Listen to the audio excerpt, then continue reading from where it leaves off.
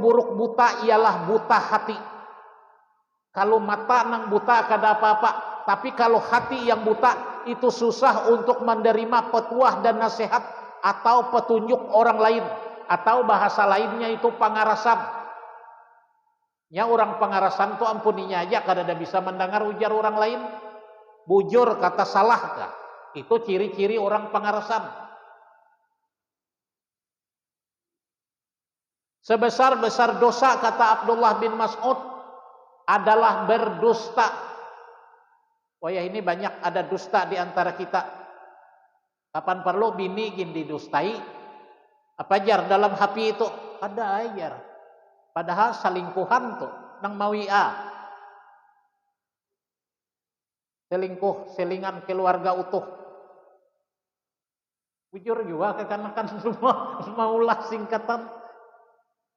Nah, jadi hati-hatilah ada dusta di antara kita. Sejelek-jelek usaha kata Abdullah bin Mas'ud adalah memungut harta riba.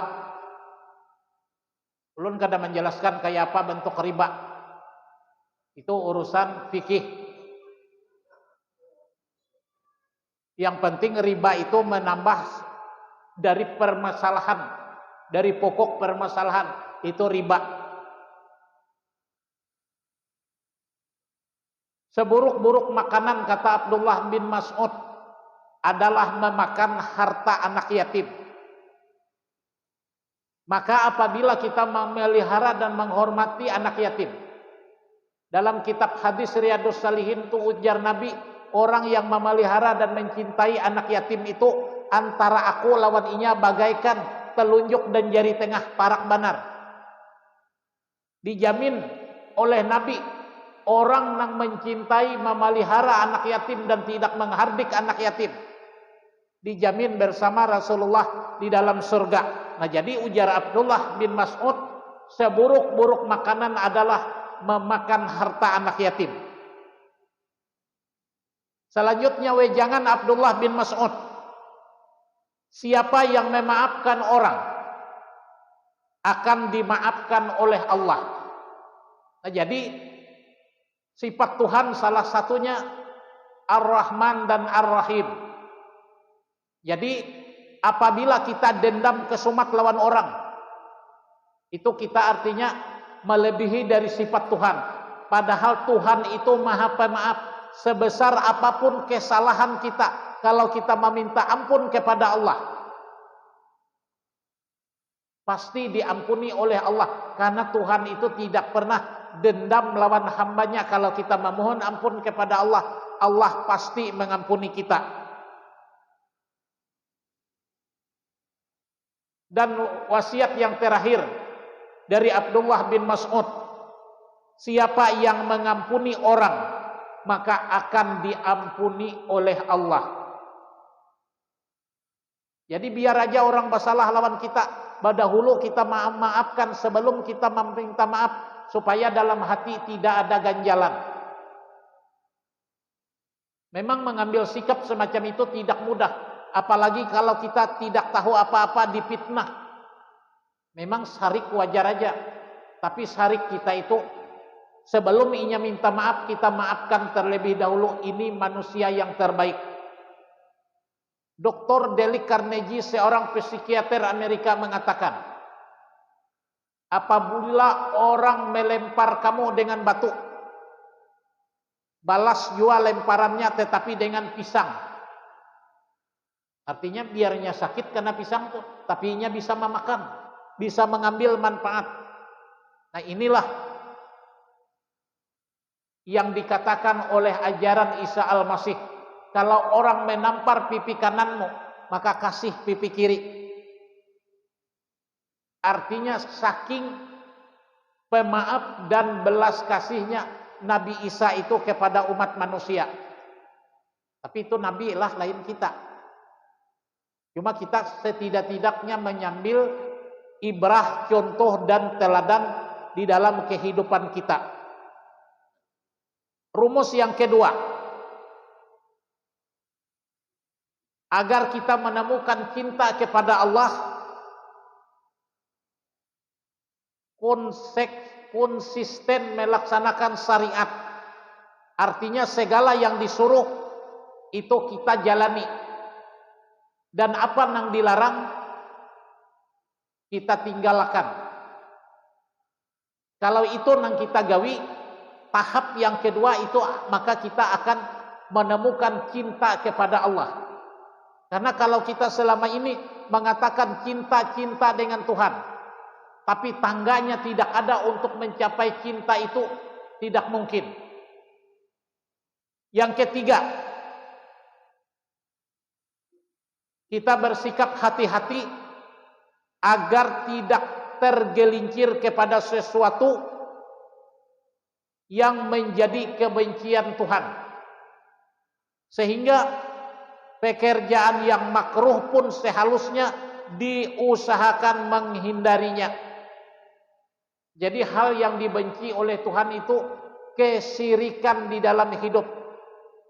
Sirik itu kita menyatakan ada yang lebih kuat dan lebih hebat daripada Allah Ta'ala, itu ngarannya syirik.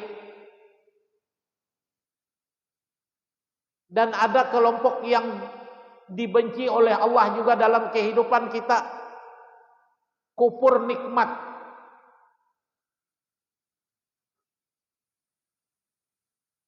Dan yang dibenci oleh Tuhan juga meminta kepada makhluk. Makhluk apapun yang diciptakan oleh Allah di dunia ini makhluk ngarannya. Misalnya banyak di Barito ini meminta pohon lunuk lawan pohon lunuk, meminta dari sesajen macam-macam. Nah itu ngarannya kita meminta sesuatu kepada makhluk, dan itu merupakan hal yang tidak disukai oleh Allah. Innal ladzina tad'una min dunillah ibadu amsalukum. Sesungguhnya orang-orang yang kami seru selain Allah itu adalah makhluk yang lemah, yang juga serupa dengan kamu. Nah jadi ayat Al-Quran ini mengatakan kalau kita menyeru kepada makhluk, meminta kepada makhluk, menggantung nasib kita kepada makhluk, nah inilah sesuatu kesyirikan yang dibenci oleh Allah. Jadi dalam hidup itu bulat-bulat aja kita menggantung sesuatu itu lawan Tuhan. Kayak apa menggantung sesuatu lawan Tuhan? Misal membuka pintu lawang, pintu rumah, baca suratul Ikhlas 3 kali, baca salawat. Nah itu bukan salah, artinya kita menggantungkan niat i'tikad kita lawan Tuhan lewat ayat-ayat yang dicintai oleh Allah, lewat kemuliaan Rasulullah. Itu kadada salah. Tapi bila kita di rumah, ini ulun maaflah, ada melihat di beberapa tempat orang maandak di higa lawang itu kayu raja mandak. Ikam raja mandak ini tak andak raja gin tak mandak jarnya. Mun raja ajar kok ini di sini kadada bayi si raja kadainya tunduk mandak pangah. Ini raja mandak, raja nang tak mandak bujur mun raja. Tapi kita ini kadada bayi si raja ajar kok kada mampan.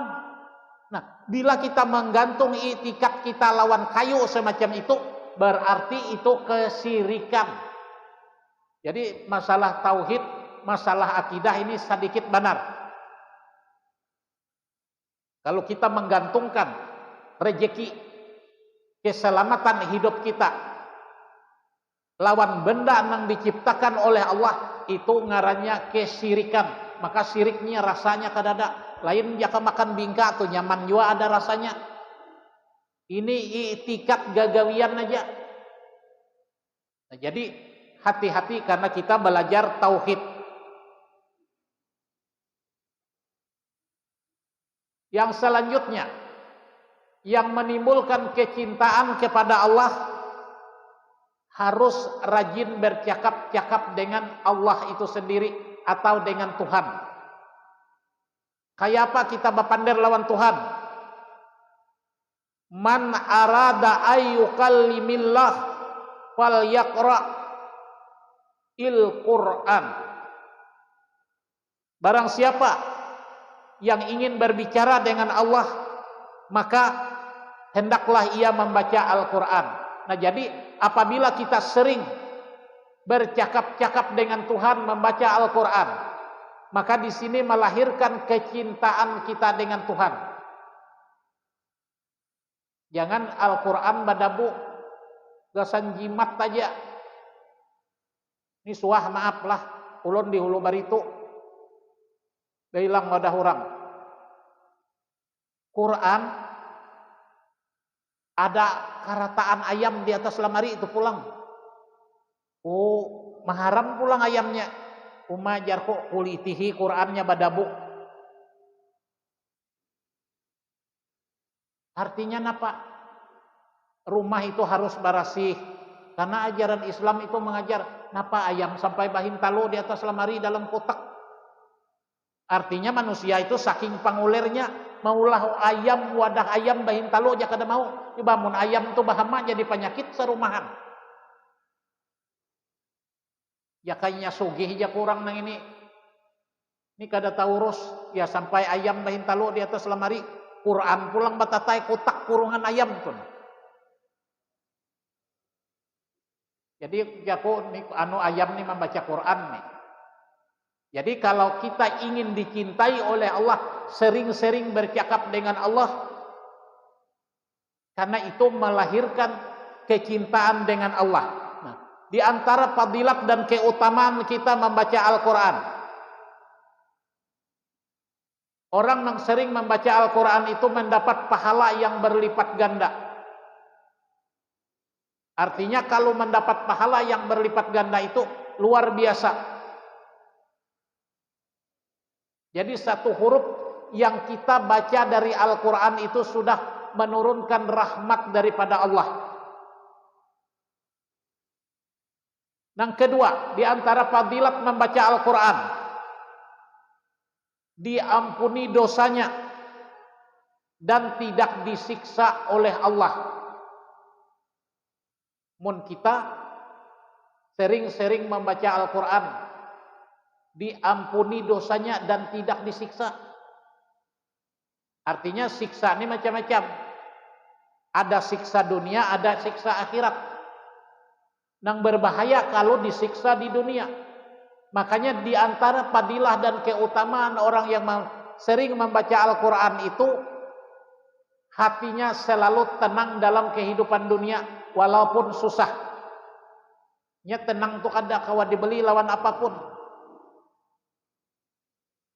Biar pagi pun makan, sore tiada. Kalau orang tenang, kalau orang yang dekat dengan Allah. Yang ketiga, orang yang sering membaca Al-Quran itu mendapat syafaat dari Al-Quran di yaumil mahsyar.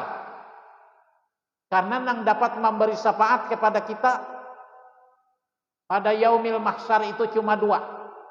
Satu Al-Quran, dua Rasulullah sallallahu alaihi wasallam. Nah, bila kita amalkan Al-Quran, kita baca Al-Quran, kita pingkuti isi Al-Quran, itu dapat memberikan syafaat. Dan yang kedua, yang memberikan syafaat di samping Al-Quran itu Rasulullah sallallahu alaihi wasallam. Kayak apa supaya kita mendapat syafaat Rasulullah?